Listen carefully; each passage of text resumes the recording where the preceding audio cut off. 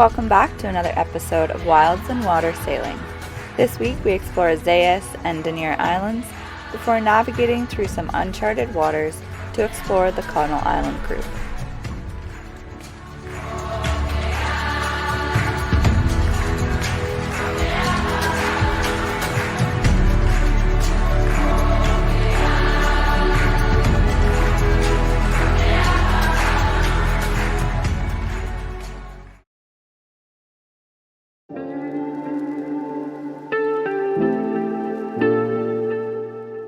In last week's episode, we hopped aboard Voodoo Child with our good friends Matt and Joss for a day trip adventure around the top of Dundas to Zayas Island, enjoying the snow-capped coast mountains, the views of Alaska in the distance, and a visit from a pod of orcas along the way.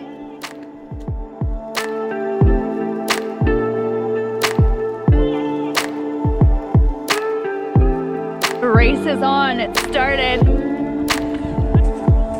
This is strange. This like little rock ledge.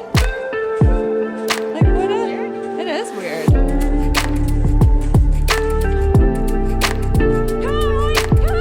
Let's go.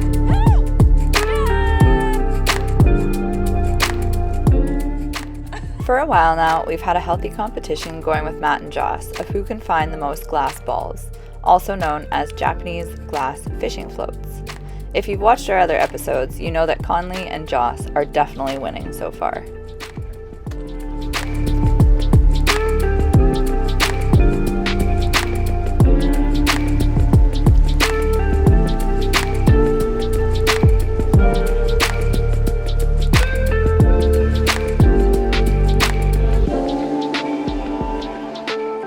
As much as our visit to Zayas was about exploring the remote island, with its soft sand, tall hemlock and cedar forests, and tropical waters, it was also about keeping the competition going as we combed our way along the beaches. What a spot!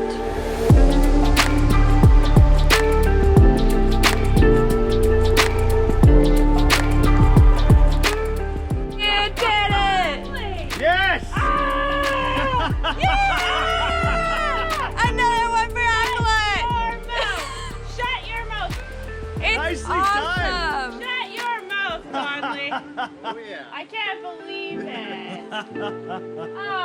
Just the mini. It's we're gonna have like the perfect little like Russian glass doll or glass ball set. Awesome. Conlee Mon. Nicely done. Oh, On this beach somewhere. Look at this smug bastard. Awesome. Okay, hang Very on. stoic. I Good like to call find. it So awesome. stoic. So freaking Good friggin' find. Like it's in great condition. Nicely done. Yet to be named. Yeah. Officially named. Gods. Yeah. GB gods. GBGs. Nice. Thank you for this GB rich environment. May we continue to fuel our obsession. Oh, that's so good. To the beachcombing guys. Yeah. Please maintain this productive patch of shoreline and coast for the GB finders. Yep. Like Brooke. Like Brooke. Thanks, guys. To the beachcombing guys. What do you think? All right. Or some To orange the juice. beachcombing gods, the Zayas Island gods, and the weather gods, whoever you may be. And the orchid Thank gods. you, and the whale gods. Thanks for making everything line up today, especially for Conlee. Yeah. I'm just so happy for you. Congratulations, Conlee. Good find. It's fun. It's fine. It's okay. No. Drink away your sorrows. That's not bad. You like it? It tastes like watery tequila. Yeah. Does, hey? May you beaches keep providing the most wonderful of finds. Thank you for providing us with the best pastime ever. Yeah. It's really fun, and I would say we really love it.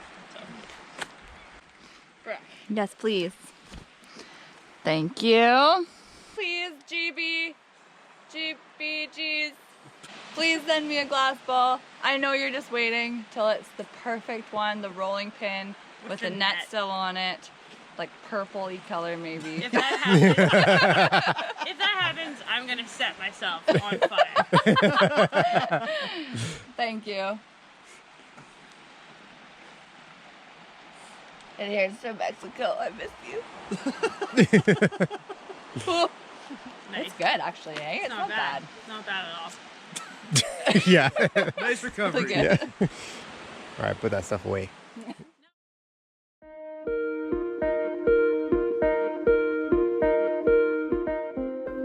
The glass floats, originally hand-blown from recycled glass, were introduced to the fisheries in 1910 in Japan, China, Korea, and Russia, and had replaced wood or cork floats by the 1940s. Although the use of glass floats is not completely obsolete, most have been long replaced by plastic or styrofoam. This means that the majority of glass floats that wind up on these northeastern Pacific beaches have likely been floating around the ocean, riding currents and being pushed by the winds for many years, making the treasure all that more special to find.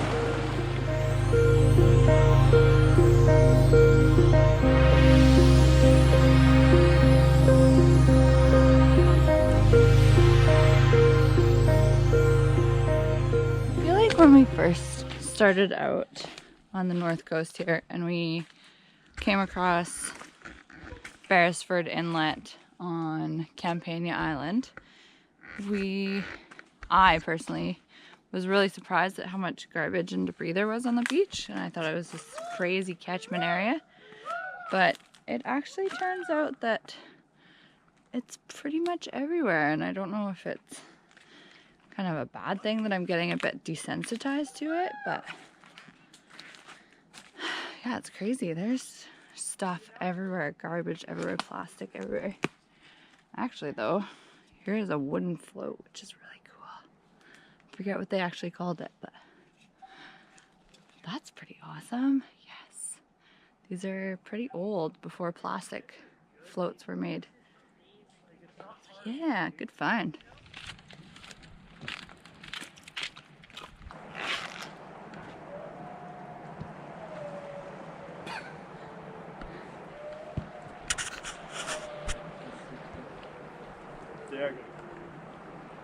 That is so cool. It's about 8 o'clock here, and as soon as we started walking back about 45 minutes ago, we started to hear wolves howling. For a pretty small island and quite a ways from the other land masses, it's crazy that there are wolves here.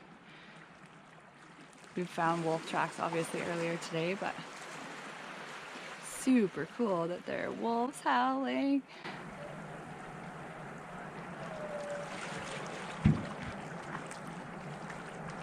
So wild. You guys are doing an awesome job. It's really easy when there's. Oh, Yeah. I got my foot stuck. So stuck. Oh. Oh, good lord. There we go. Thanks. Careful, here comes just the poop flutter. Poop flutter.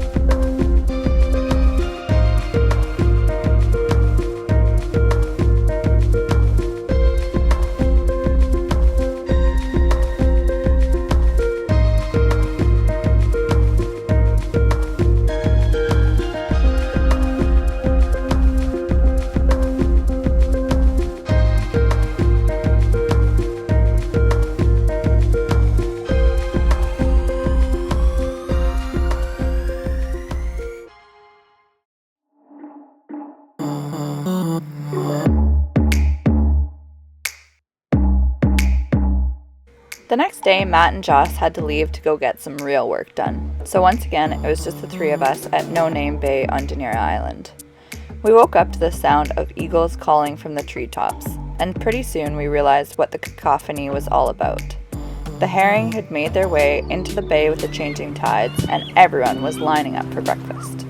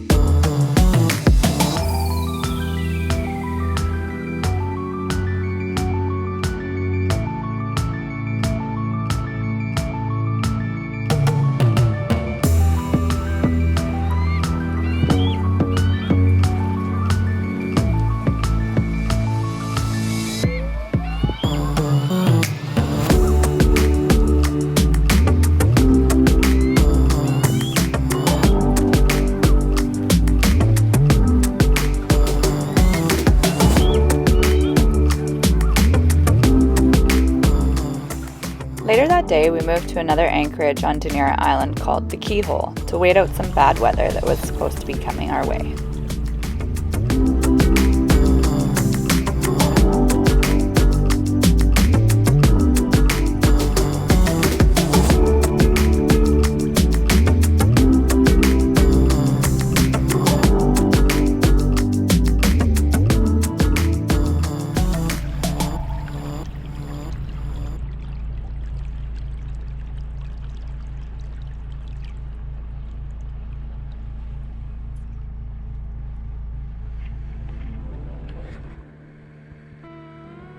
From the Keyhole anchorage, it was only a short dinghy ride to a place called Far West Point, so while the weather was still nice, we decided we'd go check it out.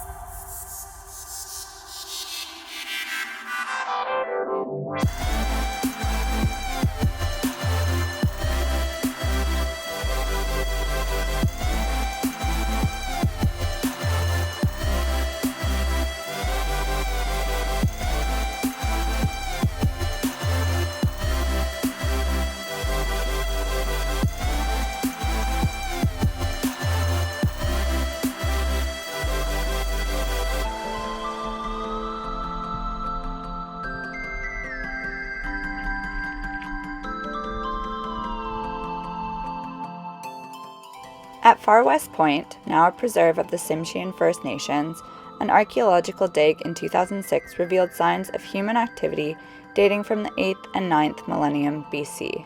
That's 11 and 10,000 years ago. This area was traditionally used by the Haida, Tsimshian, and Tlingit for fishing and other sea harvests.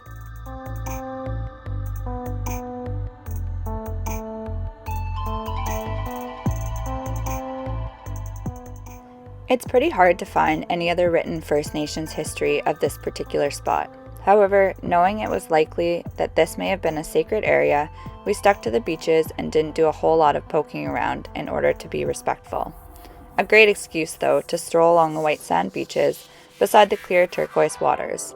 It felt like we were in yet another tropical paradise right here on BC's northwest coast.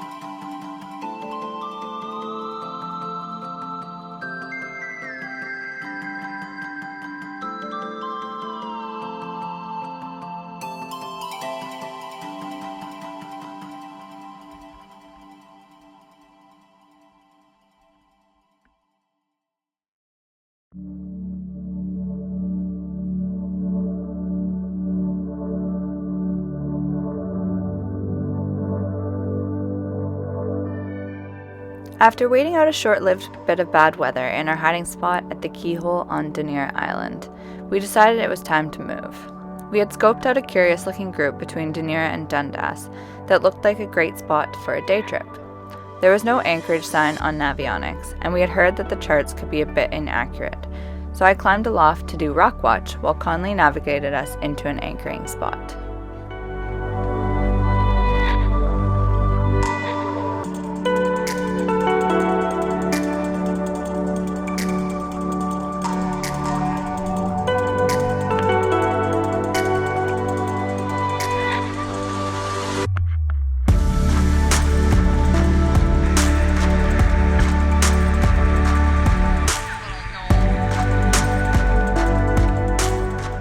Welcome to the Connell Islands, a group consisting of many small islets on the west side of the Dundas Group. This island we visited in particular was a really neat spot, with an area of collected finds between the two islands.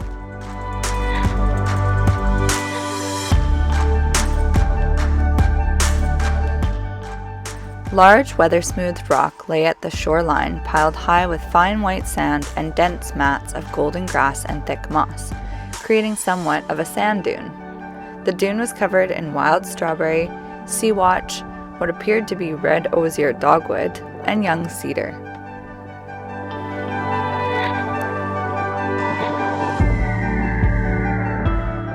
Just across the sandbar and over on the west side of the island, a sea lion haulout sent loud barks and fishy smells our way.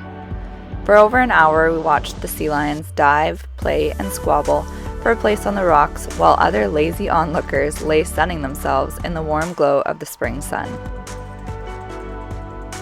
Towards the end of our stay, a group of younger, more playful sea lions came over to check us out. They looked like a gang of young kids, too scared to check us out alone, but more confident and bold in their pack. They came over, gave us a quick few looks, and then retreated again, pretty humorously, showing off their agility in the water with spins and flips.